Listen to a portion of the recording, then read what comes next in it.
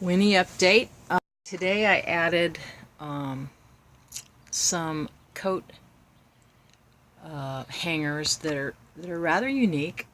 What I did is I used a insulator that I found at Habitat for Humanity, a box of them for like $3, and they kind of look like this.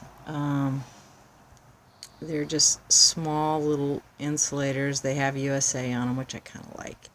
So I got an idea, and I got some screws, and I said, well, why don't I just make some little, coat hooks here.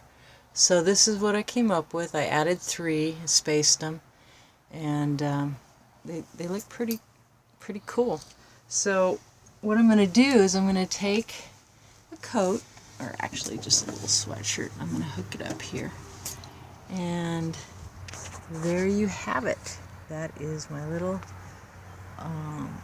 coat hanger out of porcelain insulators and a couple of screws.